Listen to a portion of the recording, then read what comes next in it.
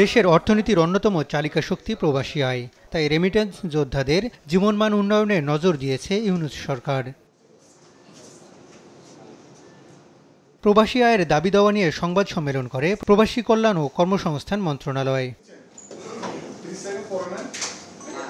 Recruiting এজেন্টদের দৌরাত্ম্য কমাতে আগামীতে সাব এজেন্টদের রেজিস্ট্রেশনের আওতায় আনা হবে বলে জানান প্রবাসী কল্যাণ মন্ত্রণালয়ের উপদেষ্টা ডক্টর আসিফ নজরুল।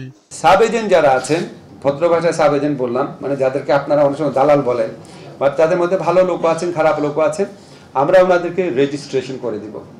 রেজিস্ট্রেশন করে দিলে ওনারা একটা জবাবদিহিতার প্রক্রিয়ার মধ্যে থাকবেন এবং আমরা আশা করব, আজকে বাইরের নেতৃবৃন্দ আছেন, ওনাদেরকে বোঝানোর চেষ্টা করব, ওনারা যদি আমাদের সাথে সহযোগিতা করেন ইনশাআল্লাহ আমরা এই সাব এজেন্টদের দৌরাত্ম্য অনেকাংশে কমাতে পারবো।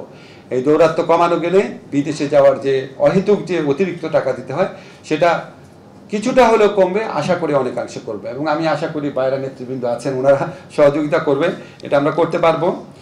আরেকটা জিনিস আমরা করার চিন্তা করছি এবং এটা অবশ্যই করব, রিক্রুটিং এজেন্টদেরকে এখন আমরা সার্টিফিকেশন করব।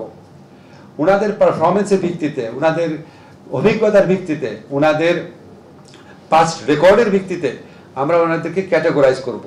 এ সময় উপদেষ্টা বলেন, বিমানবন্দরে রেমিটেন্স যোদ্ধাদের ভিআইপি সার্ভিস দেওয়া হবে। আমরা আমাদের যারা রেমিটেন্স যোদ্ধা আছে ওনাদেরকে এয়ারপোর্টে ভিআইপি সার্ভিস দিব।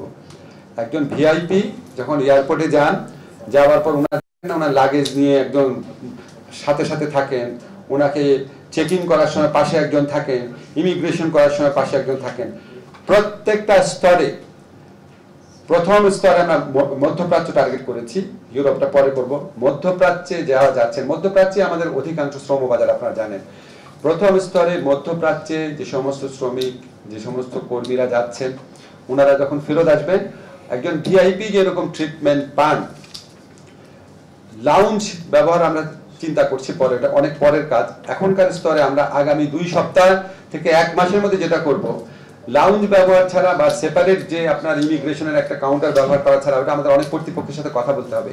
কিন্তু এয়ারপোর্টে যাওয়ার পর ওনার মধ্যে যে একটা অসহায় অবস্থা আছে, কোন গেট দিয়ে ঢুকবেন, তারপরে আপনার চেক ইনটা কিভাবে করবেন, কোনো ফর্ম থাকলে কিভাবে ফিল আপ করবেন, ইমিগ্রেশনে কোনো একটা কাগজ চাইলে অস্থির হয়ে যান, বুঝতে পারেন না, প্রত্যেকটা স্তরে পাশে দাঁড়িয়ে হেল্প করবে প্রবাসী কল্যাণ ডেস্কের কর্মী। দরকার হলে আমরা আউটসোর্সিং এর মাধ্যমে নতুন ছেলেদেরকে ট্রেনিং দিয়ে নিয়োগ করব।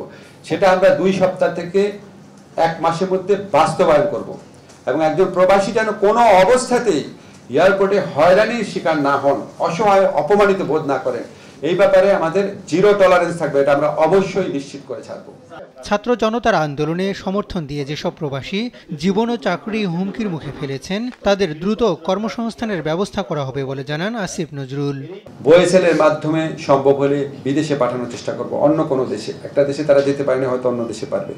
সম্ভব না হলে আমরা আমাদের প্রবাসী কল্যাণ মন্ত্রণালয়ের উদ্যোগে নেতৃত্ব দিয়ে অবশ্যই তাদের কর্মসংস্থানে আমরা সর্বাত্মক প্রচেষ্টা গ্রহণ করব। ডক্টর ইউনূসের ইমেজ কাজে লাগিয়ে দ্রুতই মালয়েশিয়ার শ্রমবাজার উন্মুক্ত করা হবে বলে জানান উপদেষ্টা।